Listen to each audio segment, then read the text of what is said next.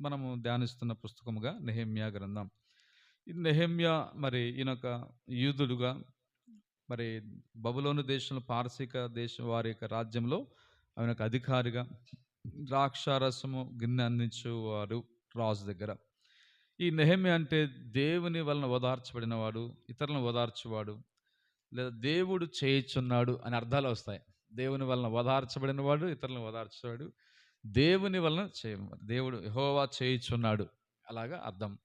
ఇక్కడ మనము ఈ నెహెమ్యా గ్రంథము ఈ యొక్క పుస్తకం మనం చూసినప్పుడు మరి సుమారుగా క్రీస్తు పూర్వం ఆ కాలంలో దాదాపు మరి 600 ఆ టైంలో మనం 500 కాలంలో చెరకాలంలో ఉన్న ప్రజలు 432 బబులోనికి వెళ్ళిన ఆ ప్రాంతంలో వారు మనం చూస్తాం. అంటే 432 సంవత్సరంలో చెరకు వెళ్ళిపోయినారు. 464 నుంచి 425 వరకు సుమారుగా ఆ టైంలో ఇది జరిగిన సందర్భముగా అక్కడ అంటే ఆ టైంలో రాయబడుతూ వచ్చింది. ఇక ఈ గ్రంథము నెహెమ్యా గ్రంథం. నెహెమ్యా గారు రాస్తూ వచ్చినారు. అయితే ఈ యొక్క ఈ 7 అధ్యాయాల వరకు బైబిల్ పండితులు ఏం చెప్తారంటే నెహెమ్యా గ్రంథము 1 నుండి 7 వరకు నెహెమ్యా గారు రాశారని, 8 నుండి 10 వరకు మరి ఎజ్రా గారు రాశారని చెప్తూ ఉంటారు. అది బైబిల్ పండితుల అభిప్రాయం. 8 నుంచి 10 వరకు అంటే ఎజ్రా గారు అక్కడ మనకు కనబడతాడు 8, 10 అధ్యాయాల్లో కూడా ఎజ్రా గారు రాశారని. సరే ఏమైనప్పుడు అంటే ఎక్కువ మాత్రం నెహెమ్యా రాస్తూ వచ్చాడు ఈ ఎక్కువ అధ్యాయాలు. ఇక్కడ మనము ఇది ఎక్కువ భాగం అలాగా మొత్తం ఎన్ని అధ్యాయాలు ఉన్నాయి మనకి నెహెమ్యా గ్రంథం? 13 అధ్యాయాలు ఉన్నాయి. మొత్తం 13 అధ్యాయాలు ఉన్నాయి. వచనాలు మొత్తం 406 వచనాలు ఉన్నాయి. 13 అధ్యాయాలు, 406 వచనాలు.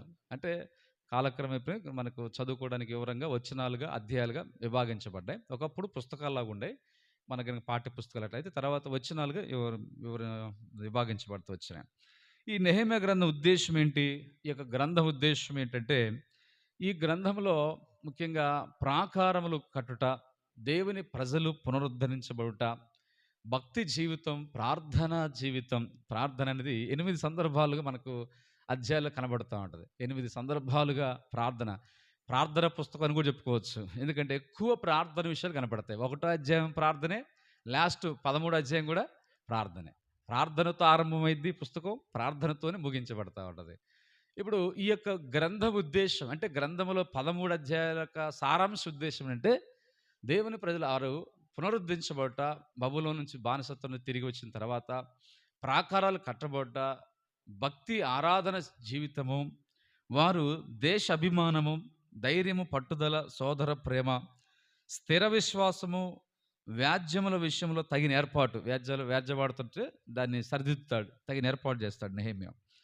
సాంఘిక అభివృద్ధి, ఆరాధన అవి, అక్రమం తొలగించుట, విశ్రాంతి దినాలను మరి దిద్దుబాటు సరైన లక్ష్య పెట్టడం అని దాన్ని ఏర్పాటు చేయటం, సరిగా దాన్ని కొనసాగింపు చేయటం, అన్యుల వివాహాల విషయంలో వారిని దిద్దుబాటు చేస్తాడు, సక్రపరుస్తాడు, అనేక అక్రమాలను దిద్దుబాటు చేస్తాడు. ఇది ఈ పుస్తకం ద్వారా జరిగే సారాంశం, ఈ 13 అధ్యాయాలు జరిగే సారాంశం. ఇక్కడ మనము ఈ నెహెమ్యా గ్రంథంలో మనం చూసినప్పుడు మనకు 3 నెహెమ్యాలు కనబడతారు బైబిల్లో. 3 నెహెమ్యాలు అంటే 3వ అధ్యాయం 16లో ఒక నెహెమ్యా, 7వ అధ్యాయం 6వ వచనంలో నెహెమ్యా. ఇద్దరు అక్కడ ఈ ముగ్గురులో ప్రాముఖ్యంగా మనకు ఎక్కువ చరిత్ర ఎవరు కనపడుతుందంటే ఈ నెహెమ్యానే. ఈయన పేరు మీద పుస్తకం రాయబడింది. మరి 13 అధ్యాయాలుగా ఈ పుస్తకం కూడా ఉంది. అంటే మిగిలిన వారు కూడా దైవికంగా ఉంటారు. అయితే వారిలో ముఖ్యంగా బాగా ఎక్కువగా గ్రంథంలో రాయబడింది మనకు ఈ అకల్య కుమారుడు నెహెమ్యా. ఈ నెహెమ్యా గ్రంథం రాసిన అకల్య కుమారుడు. మిగిలిన వారు కూడా ఇంకిద్దరు నెహెమ్యాలు ఉంటారు. అయితే